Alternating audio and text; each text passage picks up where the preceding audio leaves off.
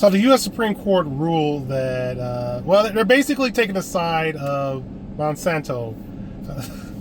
Monsanto, of course, is known for selling Roundup, this weed killer that's been used for crops. Problem is, a critical component of this weed killer, glyphosate, has been noted by many to have ties to links to cancer. And there's lawsuits alleging that this Roundup product is leading to cancer. Now, if they're using this stuff on a lot of crops, then obviously it's going to create some environmental issues. So a lot of people are upset with this, with Monsanto's.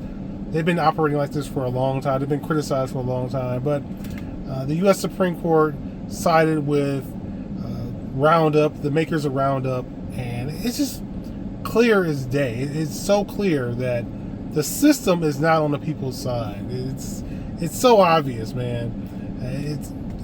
You look at the Republican Party. There's no point in voting for Republicans. There's no point in voting for Democrats, really. But they made so many promises and they didn't deliver on anything. And now they're pissed because Trump won't sign this housing bill. And it's like, okay, this housing bill is supposed to make it more difficult for corporate entities to just come in and buy these single household homes, single family homes, and make it so that real human beings have a real chance of actually buying homes. So that'll help part of the situation. Another part of it is actually the supply, but that's a whole other issue there. But we're at a sad point. But I do think this presidency is coming to an end pretty soon. And J.D. Vance, he'll just be like Gerald Ford. He's not going to win any election. He doesn't have what it takes to really. He's a very smart guy, but he doesn't connect with people on a personal level. He just doesn't know how to deliver things. He pissed me off during the campaign when he was talking about single people and all this other stuff. He's not going to be the guy to save the Republican Party, and maybe the Republican Party just needs to die. We used to have the Whip Party or whatever party.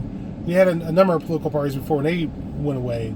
So maybe it's time for another political party. But ultimately, it doesn't matter if they replace the Republican Party with some other party. The Republican Party proved that AIPAC and some foreign lobbyists, they have more say in what goes on in this country than the actual American people.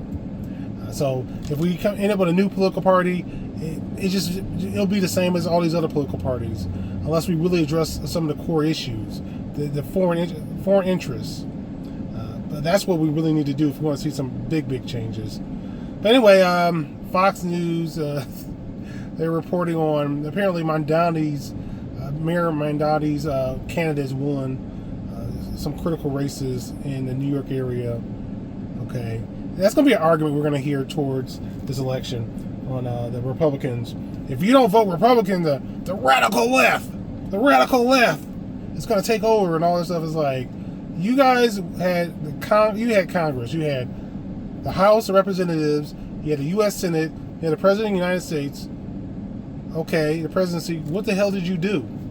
He had a Supreme Court that was pretty friendly because Trump appointed a good amount of people on to the U.S. Supreme Court. What did you do for the American people? Really? Can you guys think of anything in the last couple of years that they've actually done? They haven't delivered for the American people. They don't care about the American people. And now people know that, and a lot of people just aren't going to vote for them. They just don't care about them anymore. There's no reason to care about them anymore because they don't care about us. So that's where we're at. As far as the Iran war situation, it's going to continue.